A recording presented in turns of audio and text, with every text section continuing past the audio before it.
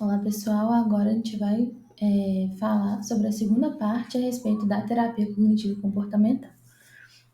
Nós vamos falar agora sobre a avaliação inicial. É o primeiro passo em uma intervenção da TCC, detalhada, uma avaliação detalhada do paciente, incluindo sua história clínica, principais queixas e objetivos terapêuticos. Instrumentos como questionários e entrevistas estruturadas podem ser utilizados.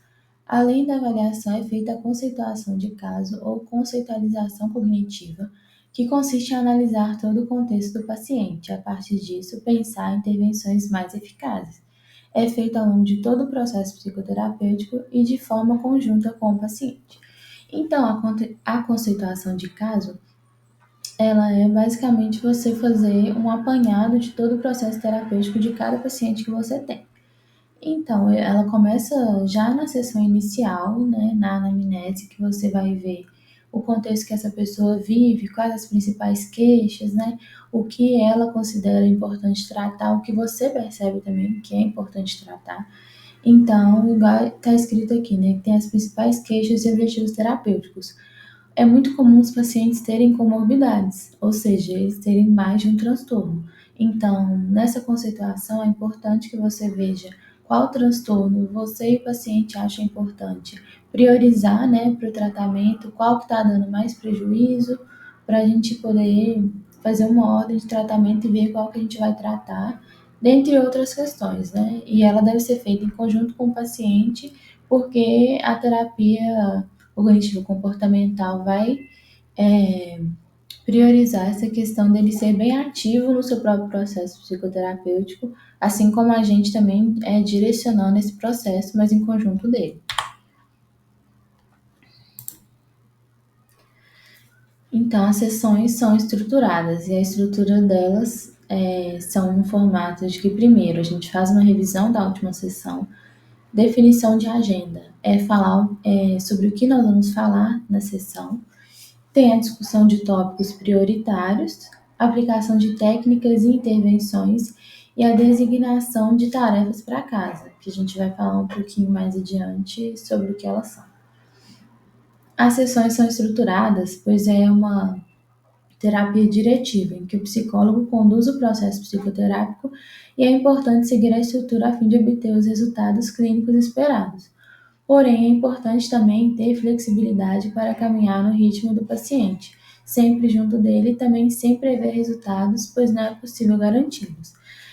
Muitas pessoas caem no erro de falar que a TCC é muito rápida e que ela consegue prever os resultados, e isso não é verdade, inclusive é uma infração ética, Se o psicólogo falar isso, por exemplo, eu curo a sua depressão em 2 meses, sabe? Nós não podemos fazer isso e não tem como garantir os resultados.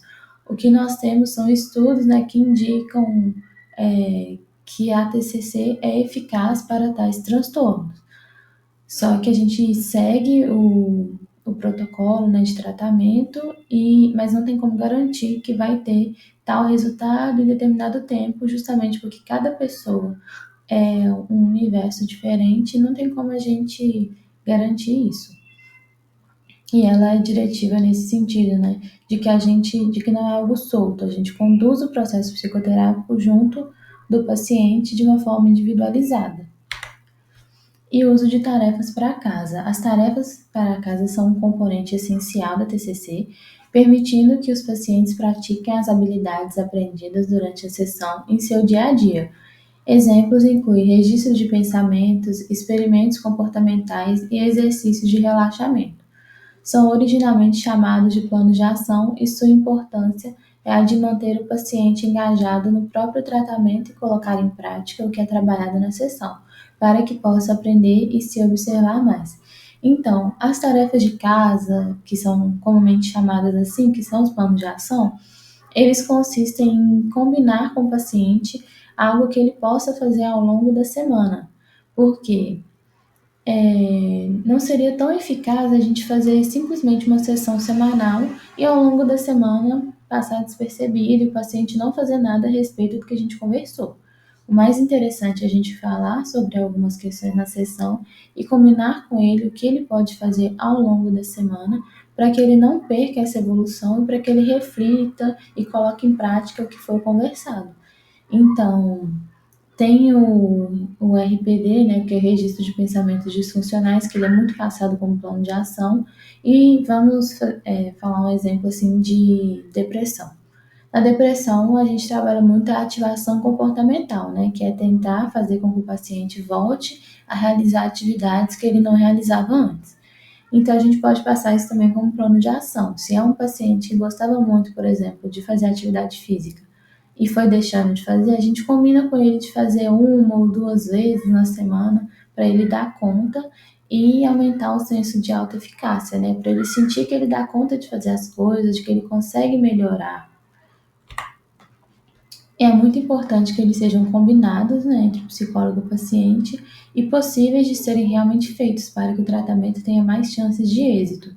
Além disso, o objetivo é que o cliente consiga de fato realizar as tarefas e aumente o seu senso de autoeficácia, senão pode ser que ele se sinta mal por não realizar as tarefas e, como consequência, ter pensamentos disfuncionais reforçados, como não consigo fazer nada e já sabia que não vão conseguir melhorar mesmo, né? Então, é isso que a gente precisa evitar. A gente não tem que passar para o paciente algo muito difícil de ser feito, porque senão ele vai ficar frustrado, vai ficar chateado que não conseguiu fazer, e principalmente se é uma pessoa assim que tem uma disciplina, que se preocupa com o que o psicólogo pensa a respeito dele, ele vai ficar muito chateado, assim, pensando, nossa, eu vou decepcionar o psicólogo, já que eu não fiz a tarefa. Então, tem que ser realmente algo que ele dê conta de fazer. A reestruturação cognitiva consiste em realizar metacognições, né, que é quando pensamos a respeito de nossos próprios pensamentos, né, que a TCC faz. A possibilidade de mudá-los acontece através... Ai, vou ter que cortar essa parte. Então, vou voltar. A prática da terapia cognitivo comportamental consiste em realizar metacognições, que é quando pensamos a respeito de nossos próprios pensamentos. A possibilidade de mudá-los acontece através da reestruturação cognitiva. É o processo de identificar e modificar pensamentos distorcidos. Envolve questionar a validade dos pensamentos automáticos e substituí-los por pensamentos mais realistas e funcionais. Ela envolve o questionamento de pensamentos automáticos em níveis mais profundos às crenças do paciente. Existem várias técnicas que podem ser utilizadas para trabalhar esse tópico. Então, quando a gente fala sobre a reestruturação cognitiva, ela é o processo desse paciente conseguir mudar os seus pensamentos e a percepção que ele tem dele mesmo, né? Se forem pensamentos e percepções distorcidas que estão trazendo mal para ele. Então, vamos falar agora sobre as técnicas cognitivas. Dentre essas técnicas, há o questionamento socrático, que consiste em fazer perguntas para que o cliente possa refletir sobre o assunto da terapia, né? Então, esse questionamento é quando o cliente traz uma questão para a gente e a gente vai auxiliando ele, através de perguntas, a chegar bem no que significa realmente a questão para ele, no que ele realmente está pensando. O RPD, né, como eu tinha dito, que é o Registro de Pensamentos Disfuncionais, ele pode ser realizado na sessão ou como tarefa de casa. É uma tabela que deve ser preenchida com os seguintes itens: a situação, o pensamento automático, a emoção, a reação fisiológica e a resposta adaptativa. Então, como eu disse, a gente sempre pensa nessas questões, né? Quando algo acontece, a gente foca em pensar no que o paciente estava pensando, na emoção que ele teve, na reação fisiológica e em qual comportamento ele teve. Porque tudo é muito importante da gente analisar e também, quando a gente fala sobre a tríade cognitiva, a gente não sobrepõe uma coisa à outra. Então, todos são muito importantes e a gente não sabe, às vezes, nem qual veio primeiro. Às vezes é muito difícil a gente pensar o que veio primeiro, né? Da emoção ou do pensamento. Então, a gente dá a devida importância, assim, para todos e analisa todos juntamente. Também é possível utilizar a seta descendente, em que o terapeuta e o paciente começam de um pensamento automático e vão, por meio de questionamentos, aprofundando no verdadeiro significado do pensamento para a pessoa, né? Inclusive uma técnica que é semelhante ao questionamento socrático. Uma outra técnica muito utilizada é a checagem de evidências. Quando o paciente traz uma afirmação, como por exemplo, Fui mal na prova da faculdade, por isso vou reprovar. O terapeuta pode auxiliá-lo a observar as evidências a respeito desse pensamento, a fim de concluir se é um pensamento próximo ou distante da realidade. Ao fazer isso, pode-se chegar à conclusão de que, na verdade, o paciente se saiu mal em uma prova, porém em várias outras conseguiu um bom desempenho, e que esta nota não resume todo o seu potencial como aluno, e ele estava com um pensamento disfuncional, né? Ou seja, muitas vezes a gente passa por uma situação difícil e faz dela uma coisa maior do que ela realmente é e tem um pensamento que é disfuncional. Então, às vezes, a gente precisa parar um pouquinho e pensar, né, junto do paciente, em quais evidências a gente tem de que aquele pensamento realmente é válido, de que realmente acontece dessa forma. E muitas vezes, né, com essa técnica, o paciente vai perceber que não é bem assim. A exposição gradual é usada principalmente em casos de fobias ou transtorno obsessivo-compulsivo, né, o TOC, e essa técnica envolve a exposição progressiva a situações temidas, ajudando o paciente a reduzir a ansiedade associada. É necessário pontuar que essa técnica deve ser utilizada em ritmo desacelerado para que não aumente a ansiedade do paciente, tendo efeito contrário. Então, vamos supor que um paciente tem uma fobia de aranha. Então, essa exposição gradual é realmente a gente expor esse paciente a esse medo, só que de uma forma conjunta, né, que a gente vai estar com ele, vamos estar em um ambiente controlado, né, que é da terapia, e é de uma maneira gradual. Então, por exemplo, primeiro a gente vai mostrar uma foto de uma aranha, depois, com o tempo, a gente consegue mostrar uma aranha de brinquedo, né, até chegar ao animal real que ele tem essa fobia. E é importante que a gente faça isso de uma maneira tranquila e também é importante a gente lembrar que no final da sessão o paciente tem que estar com uma ansiedade mais baixa, né? A gente não ajuda o paciente se a gente mostrar para ele, por exemplo, a foto de uma aranha, ele ficar muito ansioso e terminar a sessão dessa forma, né? Vai ter esse efeito contrário. A gente precisa manejar de uma forma que a ansiedade dele vá diminuindo e que ele não acabe a sessão com uma ansiedade muito alta também. O treinamento em habilidades sociais é focado em desenvolver habilidades como assertividade, comunicação eficaz e resolução de conflitos. São feitas exposições a situações ansiogênicas para o paciente de maneira gradual para que ele consiga realizá-las. Então, vamos supor, o paciente tem uma fobia social, tem dificuldade, né, de conversar com pessoas novas. Uma das técnicas que a gente pode utilizar para ajudar é o roleplay. O roleplay, ele é uma simulação de uma conversa. Então, por exemplo, o paciente quer muito ir em uma festa, conversar com pessoas novas. A gente pode fazer o papel dele mesmo e ele fazer o papel dessa outra pessoa, ou vice-versa, né? Ele interpretar ele mesmo e a gente a pessoa que ele vai conversar nessa festa, por exemplo. E as técnicas de relaxamento, né? Incluem exercícios como respiração diafragmática, relaxamento muscular progressivo e meditação mindfulness para reduzir sintomas de ansiedade e estresse. Né? Essas técnicas são muito utilizadas, por exemplo, para pacientes que têm o transtorno de ansiedade generalizada ou que têm o transtorno do pânico, que eles ajudam no relaxamento do corpo e dessa forma a gente vai conseguindo reduzir também os sintomas da emoção mesmo que ele estiver sentindo e dos pensamentos a desacelerar um pouquinho. Então, as aplicações clínicas da TCC. Para depressão, ela foca na identificação de pensamentos negativos automáticos e na modificação de padrões cognitivos que perpetuam o humor depressivo. Intervenções incluem um aumento de atividades prazerosas e gratificantes. Uma intervenção importante, como eu tinha dito, né, é a ativação comportamental, que consiste em auxiliar o paciente a realizar tarefas que anteriormente realizava, porém não realiza mais como consequência do humor deprimido, né? Porque vai virando um ciclo vicioso, porque a pessoa se sente deprimida, não faz a atividade que ela gosta e ela fica deprimida por não conseguir fazer essa atividade. A ativação comportamental vem para a gente auxiliar o paciente a conseguir retomar essas coisas que ele gostava de fazer e que não está fazendo mais. E é claro, né, de forma gradual, para o paciente dar conta, para ele se sentir capaz e sem passar para ele uma tarefa assim, muito difícil de cara que ele não vai conseguir sustentar.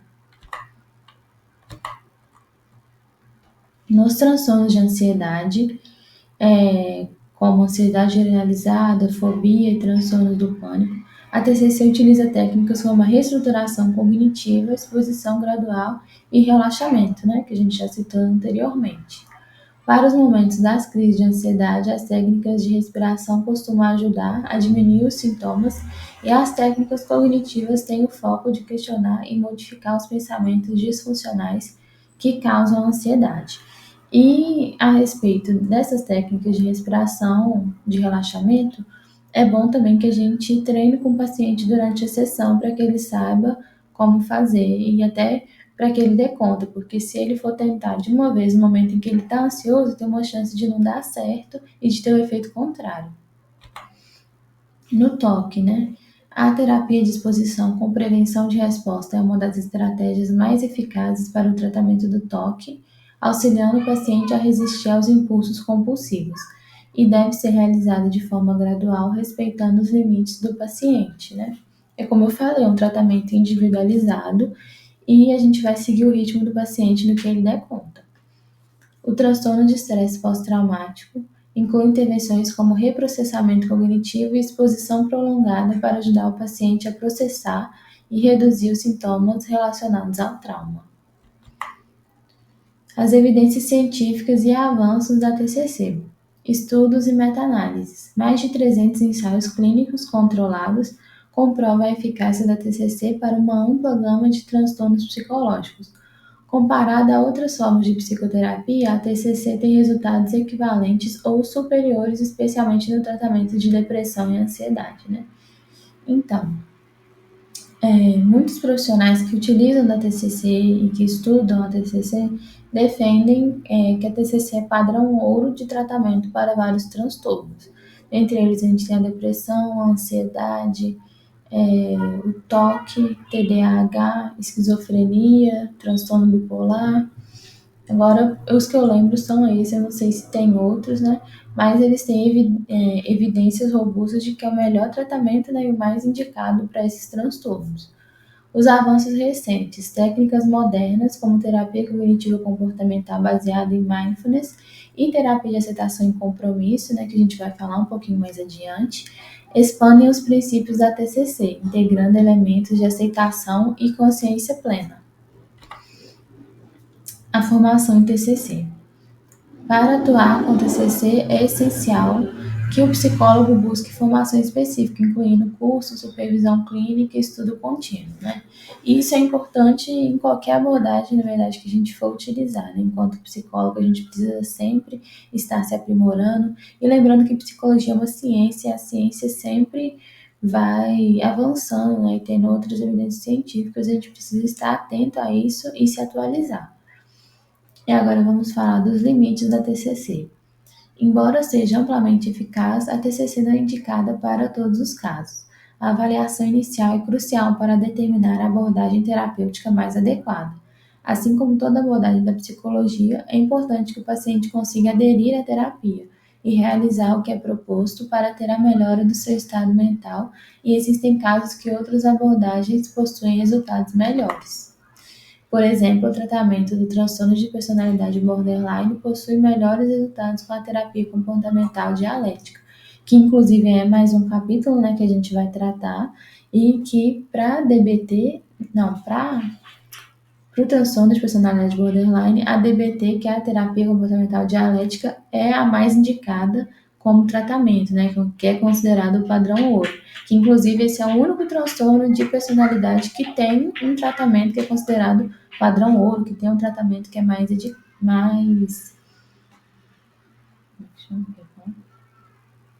indicado. Supervisão e atualização. A supervisão clínica é fundamental para garantir a qualidade do atendimento. Além disso, o profissional deve se manter atualizado sobre novas pesquisas e práticas na área. E a conclusão, a TCC é uma abordagem poderosa e baseada em evidências que oferece ferramentas práticas para lidar com uma ampla variedade de transtornos psicológicos. Por meio do foco em pensamentos, emoções e comportamentos, a TCC ajuda os pacientes a conquistarem uma vida mais equilibrada e satisfatória. Profissionais que se especializam nessa abordagem tem em mãos um método robusto e eficaz para promover mudanças significativas na vida de seus pacientes, né? Então, como eu disse, ela tem evidências científicas para vários transtornos, né, como o padrão ouro, e também hoje em dia está muito em alta, né? As pessoas percebem que tem um resultado mais rápido, às vezes com a TCC, né? Os pacientes e gostam, então está bastante em alta e tem essas boas evidências científicas também. Agora a gente vai falar um pouquinho sobre o estudo de caso, né, que obviamente é um caso fictício, para ilustrar como seria tratado através da TCC e as intervenções que seriam feitas. A aplicação da terapia cognitivo-comportamental em um paciente com transtorno de ansiedade generalizada. A introdução. A TCC tem demonstrado eficácia no tratamento do transtorno de ansiedade generalizada, um transtorno caracterizado por preocupação excessiva e incontrolável sobre diversas áreas da vida. Esse estudo de caso traz um personagem fictício a fim de ilustrar como seria na prática a utilização da TCC, ilustrando as estratégias utilizadas e os resultados alcançados. Então, o histórico do paciente, identificado como Matheus, 32 anos, casado há 5 anos e tem um filho de 2 anos, procurou atendimento psicológico devido a preocupações constantes sobre desempenho no trabalho, saúde e questões financeiras. Ele relatava sintomas como inquietação, fadiga, dificuldade de concentração, irritabilidade e tensão muscular há pelo menos 5 anos, com intensificação nos últimos 6 meses. O paciente já havia tentado outros tratamentos, incluindo medicação ansiolítica prescrita por um psiquiatra, mas sem melhora significativa. Na avaliação inicial, foram aplicadas escalas padronizadas como o Inventário de Ansiedade de Beck, que indicou o nível grave de ansiedade. Além disso, a entrevista clínica estruturada para transtornos do DSM-5 confirmou o diagnóstico de TAG. A formulação cognitivo-comportamental revelou crenças centrais de vulnerabilidade e necessidade de controle, bem como pensamentos automáticos disfuncionais relacionados à catastrofização e supergeneralização. Pensava sempre que iria acabar adoecendo e que isso afetaria seu trabalho, consequentemente trazendo problemas financeiros e prejuízos ao sustento de sua família. Então, muitas vezes causa esse ciclo, assim, que a pessoa fica muito preocupada, né, de acontecer algo com ela, e essa preocupação se torna um transtorno que vai trazer esses prejuízos e que vai afetar mesmo a vida dessa pessoa da forma como ela teme. E aí continua com esse medo e esse prejuízo sempre. E uma questão aqui que é importante a gente falar, né, com a intensificação nos últimos 6 meses, né, que os transtornos, né, para a gente diagnosticar, eles precisam estar acontecendo já há um tempo, né, tem especificação dependendo do transtorno, então, por exemplo, há 6 meses que está acontecendo. Então, se for algo pontual, não é considerado um transtorno, mas se é algo que está acontecendo há muito tempo e se tem uma intensidade grande, já é considerado transtorno, e algo também para a gente considerar como transtorno é esse prejuízo. Se a pessoa tem alguns sintomas, mas isso não está trazendo um prejuízo significativo para a vida dela, não é um transtorno. Mas se está causando esse prejuízo, né, e tem também essa frequência e intensidade, já é considerado um transtorno, né? Assim como foi nesse caso, confirmado pela avaliação inicial, né, com entrevista, com escala padronizada que foi aplicada também.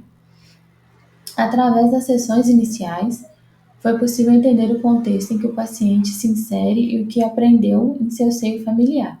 Mateus cresceu em um lar conservador e sempre ouvia seu pai falar que o homem tem o papel de suprir todas as necessidades de sua esposa e filhos, e teve uma educação muito rígida em relação aos resultados na escola e também à sua conduta em geral.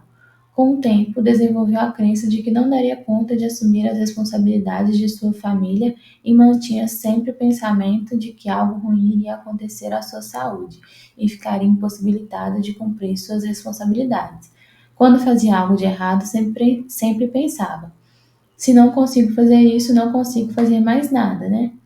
Então, aqui a gente vê uma crença intermediária, né, que vem nessa forma de se então, né, se ele não consegue fazer uma coisa, ele não consegue fazer mais nada. E é sempre importante a gente analisar o contexto do paciente, a história de vida dele, E a gente também sempre tem que pensar que os transtornos psicológicos, eles são multifatoriais. Então, a gente tem a genética, tem o estilo de vida, tem também o passado da pessoa, né?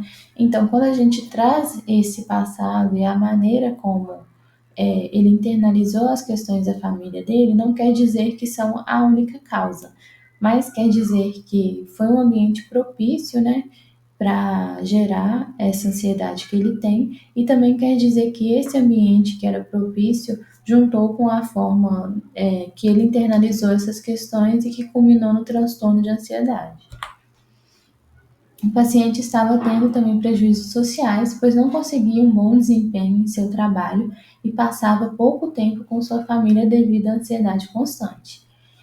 Aí, a TCC foi conduzida em 16 sessões semanais, abordando os seguintes aspectos: a psicoeducação, que é a explicação sobre o modelo cognitivo da ansiedade, mecanismos de manutenção do transtorno e a relação entre pensamentos, emoções e comportamentos, né? E a psicoeducação é uma boa ferramenta para qualquer caso, gente. É muito importante que o paciente entenda sobre a abordagem, sobre os pensamentos, emoções e comportamentos e como tudo está interligado.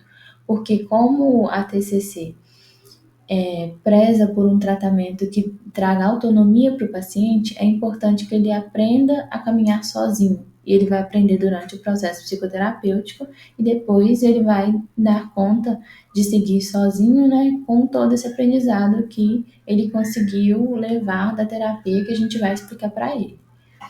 A reestruturação cognitiva, identificação e modificação de pensamentos automáticos disfuncionais por meio de questionamento socrático e experimentos comportamentais, a exposição gradativa a preocupações, treino para diferenciar preocupações produtivas e improdutivas, além de técnicas de aceitação da incerteza.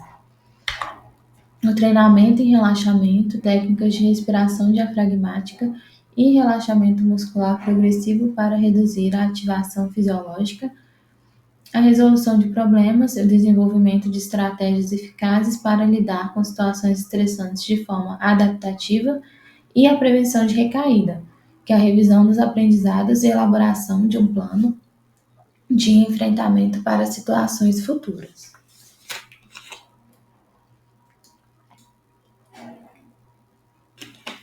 E a prevenção de recaída é muito importante porque ela é feita no final do tratamento para auxiliar o paciente para que ele não volte a ter os pensamentos e comportamentos, né, e emoções disfuncionais que ele estava tendo antes do tratamento.